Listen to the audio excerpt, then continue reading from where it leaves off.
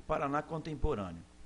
A partir da década de 1970 e 80, a luta dos camponeses no estado do Paraná por melhores condições de vida no campo tomou novos rumos, a atuação do movimento dos trabalhadores rurais sem terra, conseguindo assim algumas conquistas. No ambiente urbano também ocorreram muitas transformações no estado do Paraná. No início do século XX, começaram a se instalar indústrias no Paraná, principalmente em Curitiba. Primeiramente foram implantadas fábricas beneficiadoras de café, alimentos, bebidas, roupas e cerâmica. Com a chegada dessas indústrias, surge no estado o trabalhador operário assalariado. Primeiramente, esse trabalhador era predominantemente imigrante e sua jornada de trabalho diária era de aproximadamente 12 a 15 horas por dia. Na atualidade, o processo industrial está difundido em várias cidades do estado e a população paranaense vive em sua grande maioria em cidades realizando principalmente atividades ligadas à prestação de serviços. No entanto, ainda o melhor ou maior polo industrial do estado está na cidade de Curitiba. Politicamente foram os luso-paranaenses proprietários de terras que desde a emancipação política do Paraná em 1853 passaram a controlar a região. Durante muito tempo, o domínio político da província emanava desses grandes fazendeiros dos Campos Gerais. Com o advento da República, comprovou-se a decadência dessa tradicional elite campeira, pois foram obrigados a aceitar alianças com famílias importantes de outras regiões do estado, para manter-se no poder.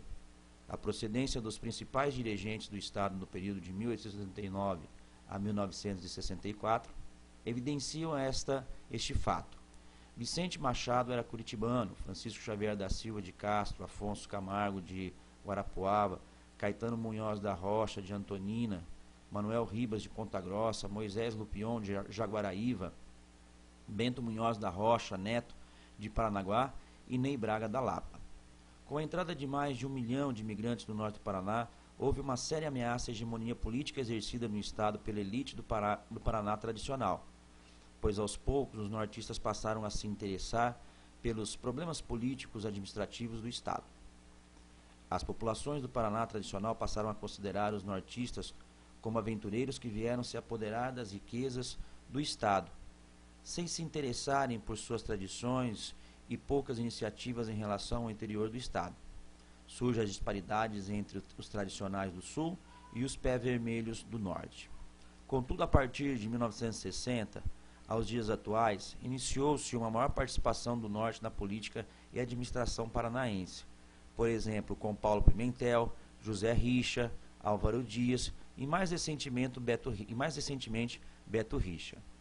À medida que o governo estadual procurava tornar o Paraná o celeiro agrícola do país e um produtor de madeira, os conflitos fundiários não só continuaram, como provocaram também um êxodo rural em mais de 50 municípios em direção ao centro-oeste e para a Amazônia.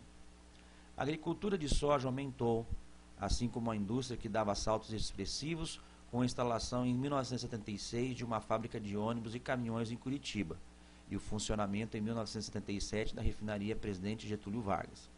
Em 1980, a colheita de soja atinge recordes e a produção e o trigo colocavam o estado em primeiro lugar no Brasil, e com o fechamento das comportas da usina hidrelétrica de Itaipu em 82, desaparece o salto de 7 quedas.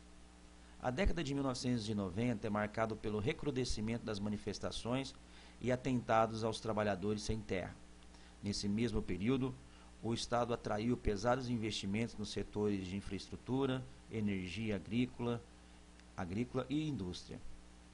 Isso se deve ao fato do posicionamento geográfico em relação ao Mercosul, além de mão de obra e presença do porto exportador de Paranaguá.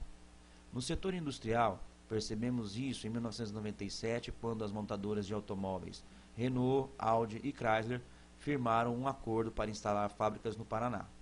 No entanto, mesmo atraindo tantos investimentos, o governo do estado fechou o ano de 97 com déficits assombrosos. As principais causas do déficit estavam na redução da arrecadação, custo com salários do funcionalismo público e a alta dos juros. Nesse período, o governador do estado era Jaime Lerner, e a medida adotada para converter a situação, seguindo a política do presidente Fernando Henrique Cardoso, foram as privatizações. Ocorreu a privatização do Banestado e de vários serviços públicos, além da tentativa de privatizar a Copel e a Sanepar. Os 2 mandatos seguintes, após Lerner, ficou por conta de Roberto Requião, que teve como destaque a sua gestão, a polêmica em torno dos transgênicos em 2003. Buscando cumprir as exigências do mercado europeu, o governo do Paraná criou uma lei proibindo o plantio, a comercialização e o transporte de transgênicos no estado do Paraná.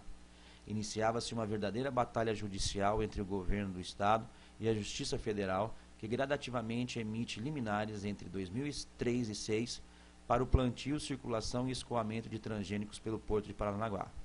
Em 2008, uma multinacional do segmento de organismos geneticamente doou uma fazenda invadida por trabalhadores sem terras ao estado do Paraná, que deverá ser o que foi usada pelo governo em experimentos agroecológicos. Enfim, o grande desafio do Paraná no final do século XX e início do XXI é concluir a integração do Estado sem sentimentos regionais. Este processo, entretanto, já está em pleno processo de desenvolvimento e concretização.